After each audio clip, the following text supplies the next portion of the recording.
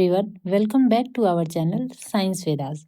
तो आज हम लोग बीएससी सेकेंड सेमेस्टर का 2023-24 का प्रीवियस ईयर का पेपर सॉल्व करेंगे।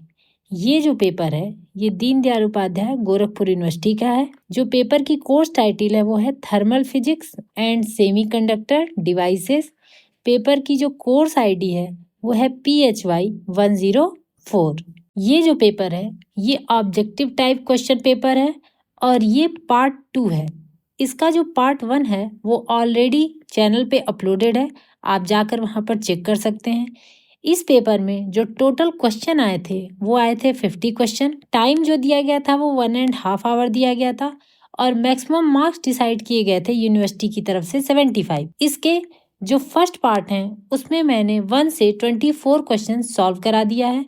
ये चूंकि पार्ट 2 है तो इसमें मैं 25 से 50 क्वेश्चन सॉल्व कराऊंगी। तो चलते हैं इस सोल्यूशन को आगे बढ़ाते हैं। इट मीन्स कि 25 से 50 क्वेश्चंस को सॉल्व करते हैं। तो पार्ट 2 का जो हमारा 25th क्वेश्चन है वो है in the following which is not the dimension of time. पूछा है इसमें कौन सा टाइम का डायमेंशन नहीं है। तो सबसे पहला ऑप्शन दे रहा है L/R। L/R को कहते क्या है? L/R को कहते हैं inductive time constant for LR circuit. Okay. C/R को क्या कहते हैं? C/R होता है capacitive time constant for CR circuit. √LC को क्या कहते हैं? इसे कहते हैं रेजोनेंट फ्रीक्वेंसी फार्मूला। ओके, जिसको हम लिखते हैं ओमेगा इक्वल टू 1/√LC। ठीक है, वहां पे ओमेगा क्या होता है? अगर हम इसको लिखें तो हम इसको क्या लिखते हैं? ओमेगा इक्वल टू 1/√LC लिखते हैं, इस वाले को, सी वाले ऑप्शन को। ठीक है, जहां पे ओमेगा क्या होता है? Omega have dimension of 1/T और √LC क्या होता है? √LC must have the dimension of T। Okay, अब लास्ट ऑप्शन दे रहा है R/L। R/L क्या होता है? ये होता है this is the reciprocal of time constant. ये डायरेक्ट टाइम कांस्टेंट नहीं है, ये रेसिप्रोकल है टाइम कांस्टेंट का। ठीक है, तो this is the reciprocal of time constant L/R। Its dimension is frequency और inversion time, not time. Okay, तो जो मेरा ऑप्शन डी है R/L यही है जो कि not the dimension of time है। ओके, और ऊपर के जो तीनों हैं वो डायमेंशन ऑफ टाइम कैलकुलेट करते हैं या शो करते हैं, लेकिन ऑप्शन डी आपका नहीं शो करता है। ठीक है, इसको कहिए तो R/L के हम थोड़ा सा एक्सप्लेनेशन भी लिख दें यहाँ पे। This is reciprocal of time constant L/R। Okay, it's dimension is frequency और inversion time, not time। Inversion time होता है, डायरेक्ट टाइम नहीं होता है। ओके, तो ऑप्शन डी आपका करेक्ट आंसर है। नेक्स्ट क्वेश्चन पे चलते हैं, question number 26। In LR circuit time constant is the time in which current increases from 0 to। पूछा है कि LR सर्किट में जो टाइम कांस्टेंट होता है इज द टाइम, वो कौन सा टाइम होता है जिसमें करंट इंक्रीजेज 0 to, कहाँ तक, 0 से कहाँ तक इंक्रीज कर जाती है। तो इसका तो पहले आपको फार्मूला बता दें, इसको कैलकुलेट कर लिया जाए। तो फार्मूला होता है I equal to I0 1 - e के पावर -t/τ। ओके, यहाँ पे हम इस टॉ को अगर बोलें तो ये क्या है? यही है टाइम कांस्टेंट। ओके, जिसको हम टा इक्वल टू क्या लिख सकते हैं? L/R लिखते हैं। ठीक है, अब यहाँ पे व्हेन t इक्वल टू अगर टॉ हो जाए, ठीक है, तो I का फार्मूला क्या हो जाएगा? I इक्वल टू I0 और ये क्या हो जाएगा? 1 - e के पावर -1 हो जाएगा। ठीक है, अब इसको अगर हम सॉल्व करें ये 1 तो ये हमारा क्या आएगा? I0 1 - e के पावर -1 की वैल्यू होती है अप्रॉक्सीमेट 0.368। ओके, अब इसको हम सॉल्व कर दें। यहाँ पे I है, ये I है। ठीक, तो इसको माइनस करें तो क्या आएगा? 0.632 इंटू I0। तो अगर इसको परसेंटेज में बोले तो लगभग ये कितना है? 63%। ऑप्शन में देखिए 60 है, A 37, B equal to maximum value of current, C 50% of maximum value, D है 63% ऑफ मैक्सिमम वैल्यू। तो देखिए 63 हमारा भी आंसर आया, तो 26 का डी ऑप्शन आपका करेक्ट आंसर है। ओके, नेक्स्ट क्वेश्चन पे चलते हैं। Question number 27, Rayleigh Jeans formula is, पूछा है रेले जीन्स फार्मूला कौन सा होता है। तो पहला है mu lambda D lambda equal to 8 pi k upon lambda पॉफी lambda T d lambda. Next क्या दे रहा है, mu lambda D lambda equal to 8 pi k upon lambda पॉ 5 लेमडा के। म्यू लेमडा डी लेमडा, ये तो नहीं होगा सी, नन ऑफ दीज। तो देखिए इन ऑप्शन जितने भी दिए इसमें कोई भी नहीं है, ऑप्शन डी इसका करेक्ट आंसर है। फार्मूला क्या होता है, फार्मूला होता है, हम यहाँ लिख दे रहे हैं mu lambda D lambda equal to 8 pi k T upon lambda power 4 D lambda. Okay, तो देखिए ये फार्मूला कहीं नहीं दे रहा है, ठीक है, लेमडा पावर 4 कहीं नहीं है, इसलिए 27 का ऑप्शन नंबर डी आपका करेक्ट आंसर है। नेक्स्ट क्वेश्चन पे चलते हैं। Question number 28, Planck radiation formula in terms of the wavelength, पूछा है वेवलेंथ के टर्म में प्लांक रेडिएशन फार्मूला क्या होता है। तो पहला क्या दे रहा है, म्यू लेमडा डी, तो हमें आपको फार्मूला पता है फिर मैच कर लिया जाए, ठीक है। होता है formula mu lambda D lambda equal to 8 pi H C upon lambda के पावर 5 1 अपॉन ई के power H C upon lambda k T, ये होता है -1 डी लेमडा। मैच कर लीजिए, कोई मिल रहा है। पहला वाला तो बिल्कुल नहीं, लेमडा का पावर 3 है, मेरा लेमडा का पावर 5 है। बी भी नहीं होगा, सी भी नहीं होगा, डी नन ऑफ दीज, ठीक है। तो 28 का डी ऑप्शन आपका करेक्ट आंसर है। ओके, नेक्स्ट क्वेश्चन पे चलते हैं। Question number 29, according to Wien's displacement law, पूछा है वीन्स डिस्प्लेसमेंट लॉ के अनुसार फार्मूला कौन सा है, lambda M dot T constant lambda, ये तो ऑप्शन ए आपका करेक्ट आंसर है। आप लोग इसका फार्मूला भी जानते होंगे, लेमडा एम डायरेक्टली प्रोपोर्शनल होता है 1 अपॉन टी के, और इसको भी अगर हम सॉल्व करें तो हम ऐसे लिखते हैं lambda M dot T equal to B, इसी को हम लोग कांस्टेंट कहते हैं। तो देख लीजिए ऑप्शन ए इसका करेक्ट आंसर है। 29 का ऑप्शन ए आपका करेक्ट आंसर है। नेक्स्ट क्वेश्चन पे चलते हैं। Question number 30, at temperature T kelvin the emissive power of A black body, पूछा इमिसिव पावर कितनी होती है टी केल्विन टेम्परेचर पे। ई डायरेक्टली प्रोपोर्शनल टी के पावर 4 होता है। इसका फार्मूला अगर हम लोग देखें तो ई इक्वल टू हम लोग क्या लिखते हैं, सिग्मा टी के पावर 4, जहाँ सिग्मा को ही हम लोग कहते हैं स्टीफन वोल्टेजमान कांस्टेंट। ओके, तो 30 का ऑप्शन डी आपका करेक्ट आंसर। ये सब डायरेक्ट फार्मूले पूछे हैं जिनको हम लोग डायरेक्ट आंसर दे रहे हैं, ठीक। नेक्स्ट क्वेश्चन पे चलते हैं। Question number 31, a red glass when red heated and seen in dark room will appear, पूछा है रेड ग्लास को अगर हम रेड हीटेड करते हैं तो डार्क रूम में कैसा वो अपीयर होता है। तो सबसे पहले यहाँ पे आपका क्या लग रहा है, किरचॉफ लॉ, ठीक है। आपको पता होगा Kirchhoff law of thermal radiation जो होता है उसमें हम क्या कहते हैं, अगर हम स्टेटमेंट को लिखें तो हम क्या कहते हैं, based on Kirchhoff law of thermal radiation, यहाँ लिखते हैं बेस्ड ऑन, ये 31 का सोल्यूशन दे रहे हैं हम, बेस्ड ऑन, हम चाहें तो डायरेक्ट आंसर भी लिख सकते हैं लेकिन हम सोचे हैं कि आपको थोड़ा बता दें, लॉ ऑफ थर्मल रेडिएशन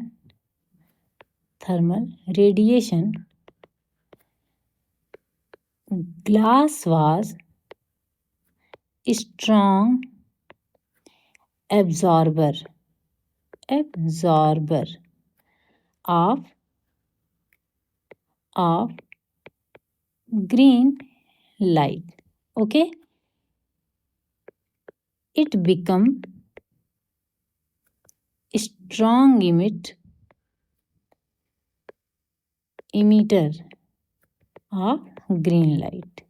ये कहा जाता है ना कि जो एब्जॉर्व करेगा वही इमिट भी करेगा, तो चूंकि ये स्ट्रॉन्ग एब्जॉर्बर होता है ग्रीन लाइट का, इसलिए इमिट भी क्या करेगा, ग्रीन लाइट करेगा। तो 31 का ऑप्शन बी आपका करेक्ट आंसर है। ओके, नेक्स्ट क्वेश्चन पे चलते हैं। Question number 32, thermal radiation are, अरे ये तो इसके प्रीवियस क्वेश्चन पेपर में भी हमने सॉल्व कराया है कि थर्मल रेडिएशन को हम क्या कहते हैं। तो थर्मल रेडिएशन को हम इंफ्रारेड रेडिएशन कहते हैं। ऑप्शन ए इसका करेक्ट आंसर है। इसके पहले भी जो मैंने कई प्रीवियस ईयर के पेपर सॉल्व कराए हैं उसमें भी ये क्वेश्चन आया हुआ है एक जगह। नेक्स्ट क्वेश्चन पर चलते हैं। Question number 33, what is the root mean square speed of gas whose density is 1.4 gram per litre at a pressure of 10⁵ newton per metre square. इसका तो कैलकुलेशन करना पड़ेगा। What is the root mean square speed of a gas. तो पहले तो formula ही लिख लेते हैं रूट मीन स्क्वायर स्पीड का। VRMS इक्वल टू क्या होता है 3p/ρ। ठीक है, यहाँ पे p इक्वल टू क्या दे रहा है 10⁵ न्यूटन पर मीटर स्क्वायर और रो क्या दे रहा है 1.4 into 10⁻³ kg into 10⁻³ metre cube. Change कर दें किलोग्राम, ग्राम पर लीटर को हमने किलोग्राम पर मीटर में चेंज कर दिया। तो अब इस फार्मूले में पुट कर दिए तो VRMS इक्वल टू क्या हो जाएगा रूट में 3 इंटू 10⁻⁴ ये सॉल्व करेंगे तो 1.4। अब इसको भी डिवाइड कर लीजिए तो 3 4 5 1.4 रूट में आएगा। ठीक, इसको भी सॉल्व कर लीजिए तो ये जब आप डिवाइड करेंगे थोड़ा सा लंबा कैलकुलेशन हो जाएगा, लेकिन बस जहाँ आपका आंसर थोड़ा बहुत भी दिखने लगे वहाँ के बाद से इसका कैलकुलेशन छोड़ दिया कीजिएगा। ये आएगा, इसको रूट निकालेंगे तो 462.9 मीटर पर सेकेंड और अगर इसको अप्रॉक्स किए तो 4.6 इंटू 10⁻² मीटर पर सेकेंड। देखिए ये ऑप्शन है कहीं 4.6 इंटू 10⁻² मीटर पर सेकेंड। ऑप्शन ए 33 का ऑप्शन ए आपका करेक्ट आंसर है। ओके, नेक्स्ट क्वेश्चन पर चलते हैं। Question number 34। The formula for most probable speed of a gas. Most probable speed of a gas के लिए फार्मूला क्या होता है VMPS equal 2 kT/m। VMPS √m/, नहीं ये नहीं होता। VMPS 3 kT/m, नहीं, none of the. Option A इसका करेक्ट आंसर है 34 का। Most probable speed of gas होता है √में 2 kT/m। ओके, नेक्स्ट क्वेश्चन पे चलते हैं। Question number 35। The process of changing a weak signal without altering its shape into a strong one is known as. इसको क्या कहते हैं एम्पलीफाई करना। ठीक है, हम क्या करते हैं किसी भी स्ट्रॉन्ग को अगर हम किसी भी वीक को अगर हम स्ट्रॉन्ग सिग्नल बना रहे हैं विदाउट उसमें शेप में चेंजिंग किए तो उसको हम क्या कहते हैं एम्पलीफिकेशन कर रहे हैं। तो 35 का ऑप्शन नंबर डी आपका करेक्ट आंसर है। नेक्स्ट क्वेश्चन पे चलते हैं। Question number 36। The input and output voltage of common emitter amplifier are. कहा है कि इनपुट और आउटपुट वोल्टेज जो होता है कॉमन इमीटर एम्पलीफायर का 90 डिग्री आउट ऑफ फेज होता है, 180 डिग्री आउट ऑफ फेज होता है, 270 डिग्री आउट ऑफ फेज होता है, 360 डिग्री आउट ऑफ हो जाता है। नहीं, 36 का बी ऑप्शन आपका सही है, 180 डिग्री आउट ऑफ फेज होता है। नेक्स्ट क्वेश्चन है आपका question number 37। The point of intersection of DC and AC load lines represent. आपको पता होगा क्यू पॉइंट कहते हैं। इसके प्रीवियस पेपर में भी मैंने कई जगह सॉल्व कराया है इसको। तो यहाँ देखिए डायरेक्ट जहाँ AC और DC लोड का रिप्रेजेंटेशन, पहला current gain, no, B voltage gain, operating point उसको कहते हैं। और वहीं पे एक जगह आता है जहाँ पे वो कट करते हैं उसको हम क्या कहते हैं क्यू पॉइंट कहते हैं। तो 37 का आपका सी ऑप्शन करेक्ट आंसर है। आपको बहुत यहाँ हम क्लेरिफाई नहीं कर रहे हैं इसलिए क्योंकि ये MCQ है ना कि ये थ्योरी चल रही है। ओके, तो MCQ के हिसाब से हम आपको आंसर बताते जा रहे हैं। जहाँ हमें लग रहा है कि थोड़ा एक्सप्लेन कर देना वहाँ हम थोड़ा एक्सप्लेन कर दे रहे हैं। इसके बाद भी अगर आपको कोई क्वेश्चन में प्रॉब्लम हो तो कमेंट सेक्शन में लिखिएगा, हम वहाँ दोबारा उसको एक्सप्लेन कर देंगे या हम एक न्यू शॉर्ट्स वीडियो डाल के उसको अच्छे से एक्सप्लेन कर देंगे। ओके, नेक्स्ट क्वेश्चन पे चलते हैं। Question number 38। The stability factor is highest for. पूछा स्टेबिलिटी फैक्टर किसके लिए हाईएस्ट होता है। Base biased C amplifier, collector to base biased C amplifier, potential divider based C amplifier, same for all of the above. 38 का A option base biased C amplifier के लिए stability factor क्या होती है सबसे ज़्यादा होती है। ठीक, नेक्स्ट क्वेश्चन पे चलते हैं। Question number 39। In a transistor the base current is 0.08 milli ampere and the emitter current is 9.6 milli ampere. What is the value of collector current. इसका तो पहले फॉर्मूला देख लीजिए। IE इक्वल टू क्या होता है IB प्लस IC।